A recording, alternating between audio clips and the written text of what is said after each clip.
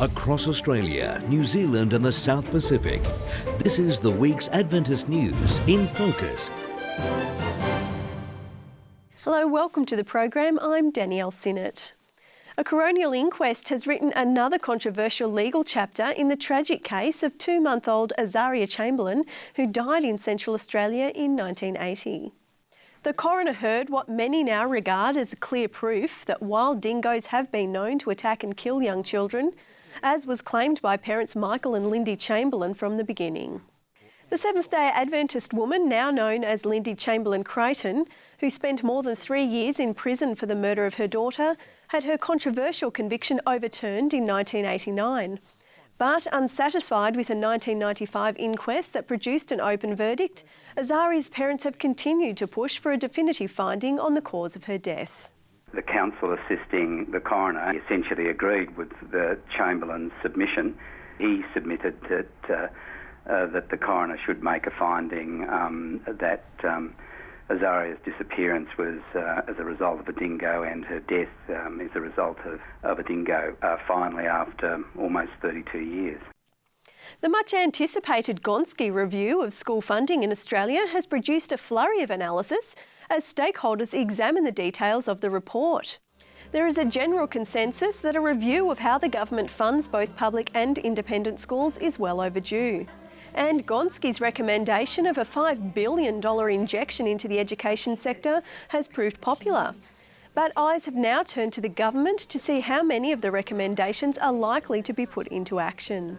If the funding streams come through, then we actually might see improvement. But it's early days, and there's going to be a lot of cross-sectorial work done before we will actually see what this new resource standard will be. An independent alcohol awareness group says the Australian government buried reports that contradicted its policy on alcohol warning labels. The Foundation for Alcohol Research and Education says it has obtained research commissioned by the government that shows mandatory health warning labels are likely to be effective. But despite the report's recommendations, the government has allowed the alcohol industry to manage its own labelling regime. Drinking and pregnancy do not mix, but some people think, oh yeah, I can get away with it. Shouldn't those warnings be much bigger, much bolder? Shouldn't we shift community concern and understanding that alcohol and pregnancy really don't mix at all? It's too dangerous.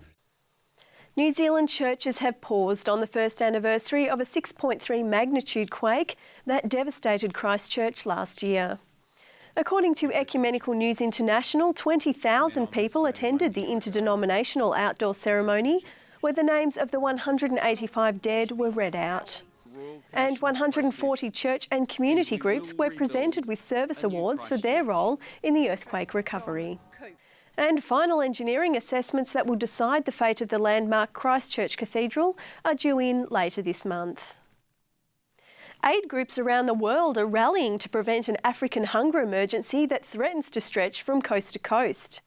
After late rains or none at all across the Sahel region, south of the Sahara, it's estimated that as many as 11 million people are threatened with food shortages. According to Baptist Press, a number of Western governments have already allocated funds to head off the crisis. And aid groups are planning a response that may have to cover 12 African countries. The most affected country in terms of population is Niger, and in Niger we are working with the ADRA Niger office to provide food security, longer term effects for people there, but also immediate support as well. Well, that's the news for this week. Now, if you have a news story you'd like to see on InFocus or in the Record magazine, we'd love to hear from you. Got your pen ready? Send your email to letters@infocus.org.au and don't forget to tell us how we can get some video or photos to help tell a story. Thanks for your company. Have a great week. God bless.